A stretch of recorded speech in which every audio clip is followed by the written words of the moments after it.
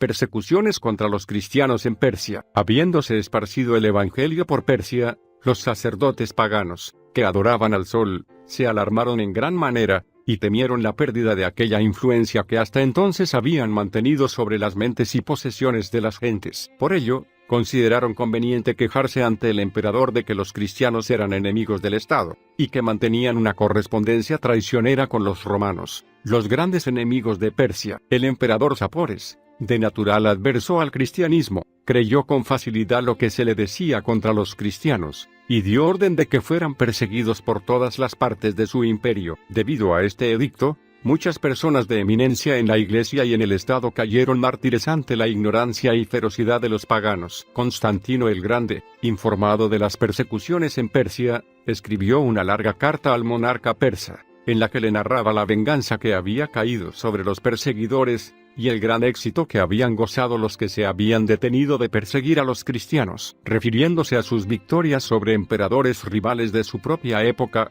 le dijo: «Sometí a esto solo gracias a mi fe en Cristo, por ello Dios fue mi ayudador, dándome la victoria en la batalla, y haciéndome triunfar sobre mis enemigos. Del mismo modo me ha ensanchado los límites del Imperio Romano, de modo que se extiende desde el océano occidental hasta casi los confines del oriente, y por estos dominios ni he ofrecido sacrificios a las antiguas deidades, ni he empleado encantamientos ni adivinaciones, solo he ofrecido oraciones al Dios omnipotente, y he seguido la cruz de Cristo. Y me regocijaría si el trono de Persia hallara también gloria abrazando a los cristianos, de modo que tú conmigo, y ellos contigo, podamos gozar de toda dicha». Como consecuencia de esta apelación, la persecución acabó por entonces, pero se renovó en años posteriores cuando otro rey accedió al trono de Persia. Persecuciones bajo los herejes arrianos. El autor de la herejía arriana fue Arrio, natural de Libia y sacerdote de Alejandría, que en el 318 después de Cristo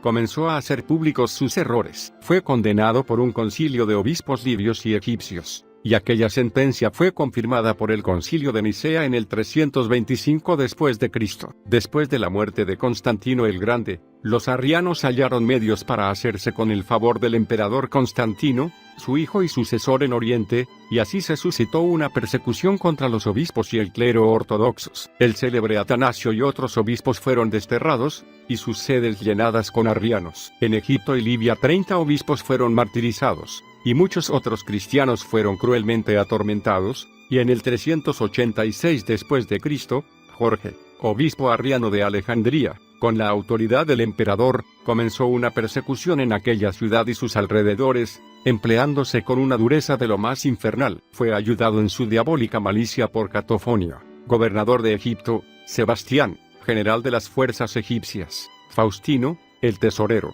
y Heraclio, un oficial romano. Las persecuciones se endurecieron de tal forma que el clero fue empujado fuera de Alejandría, sus iglesias fueron cerradas, y las crueldades practicadas por los herejes arrianos fueron tan grandes como las que habían sido practicadas por los idólatras paganos. Si alguien acusado de ser cristiano se daba a la fuga, toda su familia era muerta, y sus bienes confiscados. Persecución bajo Julián el Apóstata. Este emperador era hijo de Julio Constancio, y sobrino de Constantino el Grande. Estudió las bases de la gramática bajo la inspección de Mardonio, un eunuco pagano de Constantinopla. Su padre le envió algún tiempo después a Nicomedia, para que fuera instruido en la religión cristiana por el obispo Eusebio, su pariente, pero sus principios estaban corrompidos por las perniciosas enseñanzas de Eusebio el retórico, y del mago Máximo. Al morir Constantino en el año 361, Julián le sucedió, y tan pronto llegó a la dignidad imperial renunció al cristianismo y abrazó el paganismo,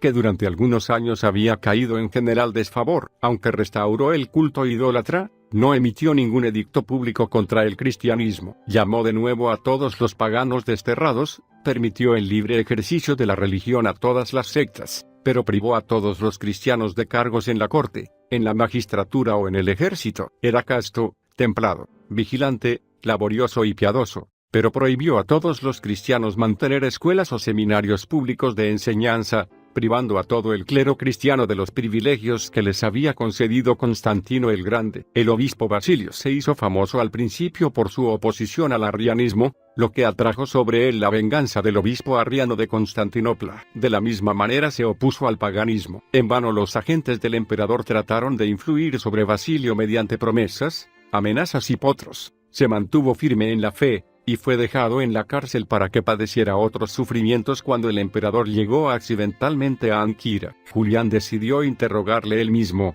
y cuando aquel santo varón fue hecho comparecer ante él, hizo todo lo posible para disuadirle de que perseverara en la fe. Basilio, sin embargo, no solo se mantuvo tan firme como siempre, sino que con espíritu profético predijo la muerte del emperador, y que sería atormentado en la otra vida. Encolerizado por lo que había oído, Julián ordenó que el cuerpo de Basilio fuera desgarrado cada día en 7 diferentes partes, hasta que su piel y carne quedaran totalmente destrozados. Esta inhumana sentencia fue ejecutada con rigor, y el mártir expiró bajo su dureza el 28 de junio del 362 después de Cristo. Donato, obispo de Arezzo, e Hilarino, un eremita, sufrieron alrededor del mismo tiempo, asimismo Gordiano, un magistrado romano. Artemio, comandante en jefe de las fuerzas romanas en Egipto, fue privado de su mando por ser cristiano. Luego le fueron confiscados los bienes, y finalmente fue decapitado. Esta persecución persistió de manera terrible durante el final del año 363,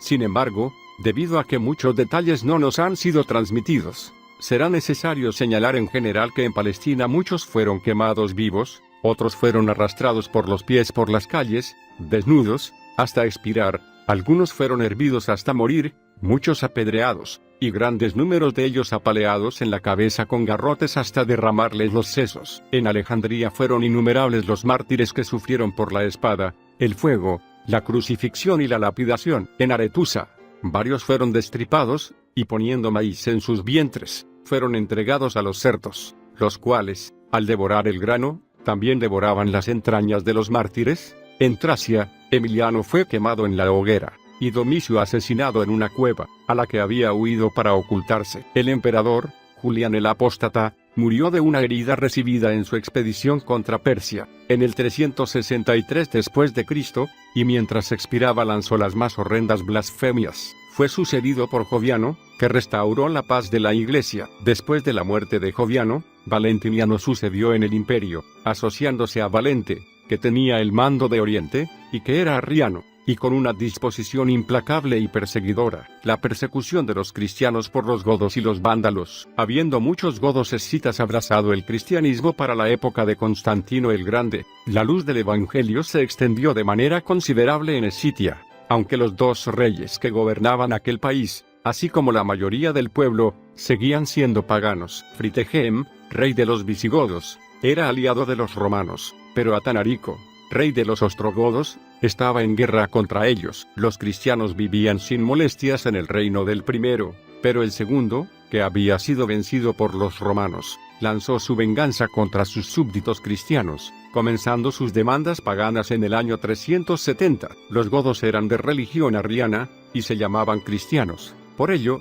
destruyeron todas las estatuas y templos de los dioses paganos, pero no hicieron daño a las iglesias cristianas ortodoxas. Alarico tenía todas las cualidades de un gran general. A la desenfrenada temeridad de los bárbaros godos añadía el valor y la destreza del soldado romano. Condujo sus fuerzas a Italia atravesando los Alpes, y aunque fue rechazado durante un tiempo, volvió después con una fuerza irresistible. El último triunfo romano. Después de esta afortunada victoria sobre los godos, se celebró un triunfo, como se llamaba, en Roma. Durante cientos de años se había concedido este gran honor a los generales victoriosos al volver de una campaña victoriosa. En tales ocasiones la ciudad era dada durante días a la marcha de tropas cargadas de botín, y que arrastraban tras sí a prisioneros de guerra, entre los que a menudo había reyes cautivos y generales vencidos. Este iba a ser el último triunfo romano, porque celebraba la última victoria romana. Aunque había sido ganada por Estilicho, el general, fue el emperador Niño Honorio quien se arrogó el triunfo,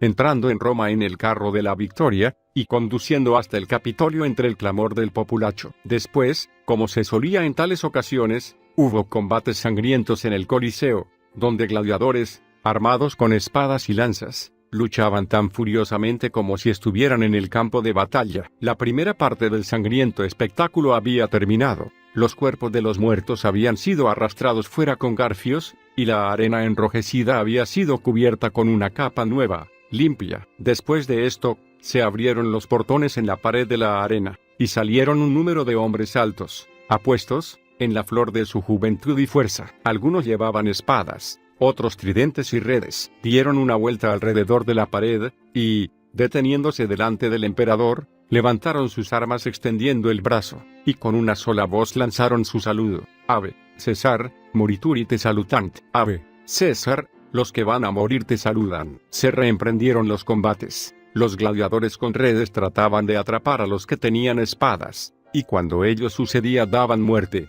implacables, a sus antagonistas con el tridente. Cuando un gladiador había herido a su adversario, y lo tenía yaciente e impotente a sus pies, miraba a los anhelantes rostros de los espectadores y gritaba, «Oh Cabet, lo tiene». Y esperaba el capricho de los espectadores para matar o dejar con vida. Si los espectadores le extendían la mano con el pulgar para arriba, el vencido era sacado de allí, para que se recuperara, si era posible, de sus heridas. Pero si se daba la fatal señal de pulgar abajo, el vencido debía ser muerto. Y si éste mostraba mala disposición a presentar su cuello para el golpe de gracia, se gritaba con escarnio desde las galerías, «Recipe ferrum», recibe el hierro. Personas privilegiadas de entre la audiencia incluso descendían a la arena, para poder contemplar mejor los estertores de alguna víctima inusualmente valiente, antes de que su cuerpo fuera arrastrado hacia la puerta de los muertos. El espectáculo proseguía. Muchos habían sido muertos, y el populacho, excitado hasta lo sumo por el valor desesperado de los que seguían luchando, gritaba sus vítores. Pero de repente hubo una interrupción. Una figura vestida rudamente apareció por un momento entre la audiencia, y luego saltó atrevidamente a la arena. Se vio que era un hombre de aspecto rudo, pero impresionante, con la cabeza descubierta y con el rostro tostado por el sol. Sin dudarlo un momento, se dirigió a dos gladiadores enzarzados en una lucha de vida o muerte, y poniendo las manos encima de uno de ellos lo reprendió duramente por derramar sangre inocente, y luego, volviéndose hacia los miles de rostros airados que le miraban, se dirigió a ellos con una voz solemne y grave que resonó a través del profundo recinto. Estas fueron sus palabras: «No correspondáis la misericordia de Dios al alejar de vosotros las espadas de vuestros enemigos asesinándolos unos a otros». Unos enfurecidos clamores y gritos pronto ahogaron su voz. Este no es un sitio para predicar. Las antiguas costumbres de Roma deben ser observadas. Adelante, gladiadores. Echando al extraño a un lado, los gladiadores se habrían atacado otra vez, pero el hombre se mantuvo en medio, apartándolos, y tratando en vano de hacerse oír. Entonces el clamor se transformó en sedición. Sedición, abajo con él. Y los gladiadores, enfurecidos ante la interferencia de un extraño, lo traspasaron matándolo en el acto. También le cayeron encima de parte del furioso público piedras o todos los objetos arrojadizos que hubiera a mano, y así murió en medio de la arena. Su hábito mostraba que era uno de los eremitas que se entregaban a una vida santa de oración y abnegación, y que eran reverenciados incluso por los irreflexivos romanos tan amantes de los combates. Los pocos que le conocían dijeron cómo había venido de los desiertos de Asia en peregrinación, para visitar las iglesias y guardar la Navidad en Roma. Sabían que era un hombre santo, y que su nombre era Telémaco, nada más. Su espíritu se había movido ante el espectáculo de los miles que se congregaban para ver cómo unos hombres se mataban entre sí, y en su celo sencillo había tratado de convencerlos de la crueldad y maldad de su conducta. Murió, pero no en vano. Su obra quedó cumplida en el momento en que fue abatido, porque el choque de tal muerte delante de sus ojos movió los corazones de la gente. Vieron el aspecto repugnante del vicio favorito al que se habían entregado, y desde el día en que Telémaco cayó muerto en el Coliseo jamás volvió a celebrarse allí ningún combate de gladiadores. Persecuciones desde alrededor de mediados del siglo V hasta el final del siglo VII. Proterio fue constituido sacerdote por Cirilo, obispo de Alejandría, que estaba bien familiarizado con sus virtudes antes de designarlo para predicar. A la muerte de Cirilo, la sede de Alejandría estaba ocupada por Díscoro, un inveterado enemigo de la memoria y familia de su predecesor. Condenado por el concilio de Calcedonia por haber abrazado los errores de Eutico, fue depuesto, y Proterio fue escogido para llenar la sede vacante, con la aprobación del emperador. Esto ocasionó una peligrosa insurrección, porque la ciudad de Alejandría estaba dividida en dos facciones, una que defendía la causa del anterior prelado, la otra, la del nuevo. En uno de los motines, los eutiquianos decidieron lanzar su venganza contra Proterio, que huyó a la iglesia buscando refugio. Pero en el Viernes Santo del 457 después de Cristo, una gran multitud de ellos se precipitaron dentro de la iglesia, y asesinaron bárbaramente al prelado, arrastrando luego el cuerpo por las calles, arrojándole insultos, quemándolo, y esparciendo las cenizas por el aire. Hermenegildo, un príncipe godo, fue el hijo mayor de Leovigildo, rey de los godos, en España. Este príncipe, que era originalmente arriano, fue convertido a la fe ortodoxa por medio de su esposa Ingonda. Cuando el rey supo que su hijo había cambiado su posición religiosa, le privó de su puesto en Sevilla, donde era gobernador, y amenazó con matarlo si no renunciaba a la fe que había abrazado. El príncipe, para impedir que su padre cumpliera sus amenazas, comenzó a adoptar una posición defensiva, y muchos de los de persuasión ortodoxa en España se declararon en su favor. El rey, exasperado ante este acto de rebeldía, comenzó a castigar a todos los cristianos ortodoxos que sus tropas podían apresar, y así se desencadenó una persecución muy severa. Él mismo emprendió la marcha contra su hijo, a la cabeza de un ejército muy poderoso. El príncipe se refugió en Sevilla, de la que huyó luego, y fue finalmente asediado y apresado en Asieta. Cargado de cadenas, fue enviado a Sevilla, y al rehusar en la fiesta de la Pascua recibir la Eucaristía de manos de un obispo arriano, el encolerizado rey ordenó a sus guardas que despedazaran al príncipe, lo que cumplieron a rajatabla. El 13 de abril del 586 después de Cristo, Martín, obispo de Roma, nació en Todi, Italia. Tenía una natural inclinación hacia la virtud, y sus padres le procuraron una educación admirable. Se opuso a los herejes llamados monotelitas, que eran protegidos por el emperador Heraclio. Martín fue condenado en Constantinopla, donde se vio expuesto en los lugares más públicos a la mofa del pueblo, siéndole arrancadas todas las marcas de distinción episcopal, y tratado con el mayor escarnio y severidad. Después de yacer algunos meses en la cárcel, Martín fue enviado a una isla a cierta distancia, y allí despedazado, el 655 después de Cristo. Juan, obispo de Bérgamo, en Lombardía, era un hombre erudito, y un buen cristiano. Ejerció todos los esfuerzos posibles para limpiar la iglesia de los errores del arrianismo, y uniéndose en esta santa obra con Juan, obispo de Milán, tuvo gran éxito contra los herejes, por causa de lo cual fue asesinado el 11 de julio del 683 después de Cristo. Cillian nació en Irlanda, y recibió de sus padres una educación piadosa y cristiana. Obtuvo la licencia del Romano Pontífice para predicar a los paganos en Franconia, en Alemania. En Würzburg convirtió al gobernador, Gosberto, cuyo ejemplo siguieron la mayor parte del pueblo durante los 2 años siguientes. Persuadiendo a Gosberto que su matrimonio con la viuda de su hermano era pecaminoso, esta hizo que le decapitaran. En el año 689 después de Cristo, persecuciones desde la primera parte del siglo VIII hasta cerca del final del siglo X.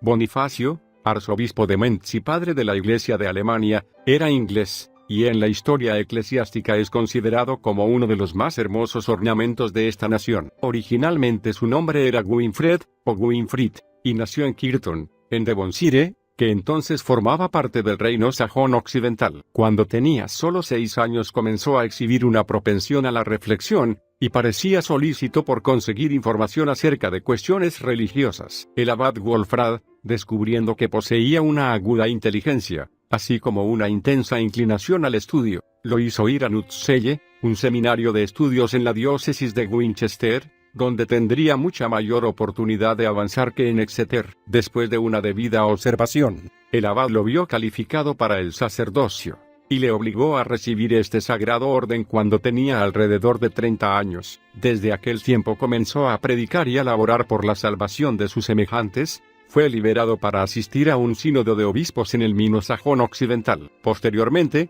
en el año 719, fue a Roma, donde Gregorio II, que entonces ocupaba la cátedra de Pedro, lo recibió con grandes muestras de amistad, y encontrándolo lleno de todas las virtudes que componen el carácter de un misionero apostólico, lo despidió sin ninguna comisión concreta, con libertad de predicar el evangelio a los paganos allí donde los hallara. Pasando a través de Lombardía y Baviera, llegó a Turingia, país que había ya recibido la luz del Evangelio, y luego visitó Utrecht, dirigiéndose luego a Sajonia, donde convirtió a varios miles al cristianismo. Durante el ministerio de este manso prelado, Pipino fue proclamado rey de Francia. Era ambición de este príncipe ser coronado por el más santo prelado que pudiera hallarse, y Bonifacio fue llamado para llevar a cabo esta ceremonia, lo que hizo en Soissons en el año 752. Al año siguiente, su avanzada edad y sus muchas enfermedades gravitaron sobre él con tanta pesadez que, con el consentimiento del nuevo rey y de los obispos de su diócesis,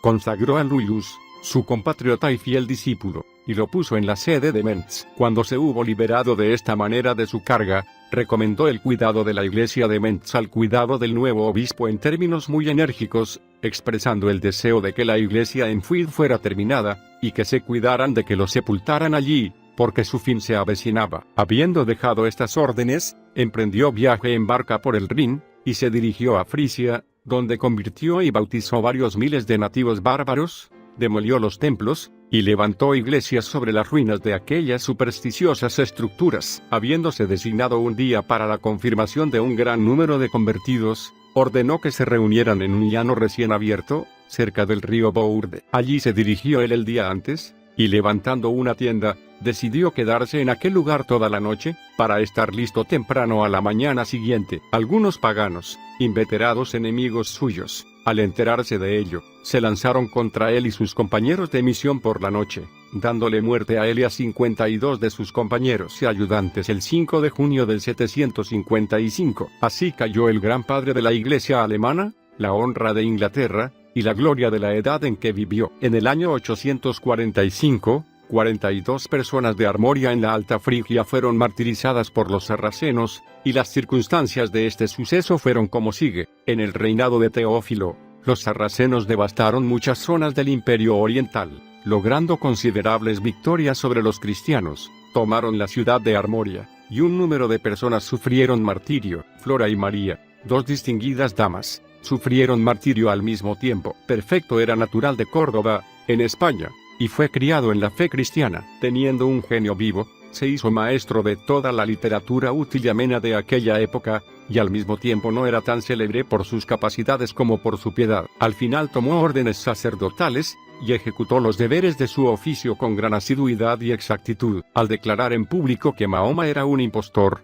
fue sentenciado a ser decapitado, y fue ejecutado el 850 después de Cristo. Después de ello su cuerpo fue honrosamente enterrado por los cristianos. Adalberto, obispo de Praga, natural de Bohemia, después de haberse visto envuelto en muchas penalidades, comenzó a dirigir sus pensamientos a la conversión de los infieles, para cuyo fin se dirigió a Danzig, donde convirtió y bautizó a muchos. Esto enfureció tanto a los sacerdotes paganos, que se lanzaron contra él y le dieron muerte con dardos. Esto sucedió el 23 de abril del 997 después de Cristo. Persecuciones en el siglo XI. Alfago, arzobispo de Canterbury, descendía de una familia de alcurnia en Gloucestershire, y recibió una educación correspondiente a su ilustre nacimiento. Sus padres eran dignos cristianos, y Alfago pareció heredar sus virtudes. Al quedar vacante la sede de Winchester por la muerte de Ethelwald Dunstan, el arzobispo de Canterbury, y primado de toda Inglaterra, consagró a Alfago para el obispado vacante, para general satisfacción de todos los pertenecientes a la diócesis. Dunstan tenía una veneración extraordinaria por Alfago, y, cuando estaba para morir, hizo una ferviente oración a Dios para que él pudiera sucederle en la sede de Canterbury, y esto así sucedió, aunque no hasta 18 años después de la muerte de Dunstan en 1006. Después que Alfago hubiera regido la sede de Canterbury durante unos 4 años, con gran crédito para sí y beneficio para el pueblo, los daneses lanzaron una incursión en Inglaterra, y pusieron sitio a Canterbury. Al saberse los propósitos de ataque contra esta ciudad, muchas de las personas principales huyeron de ella, e intentaron persuadir a Alfago para que hiciera lo mismo. Pero él, como buen pastor, no quiso dar oídos a tal propuesta. Mientras se dedicaba a ayudar y a alentar al pueblo, Canterbury fue tomada al asalto. El enemigo se precipitó dentro de la ciudad, destruyendo a todos los que encontraban, por el fuego y por la espada. Entonces tuvo la valentía de dirigirse al enemigo,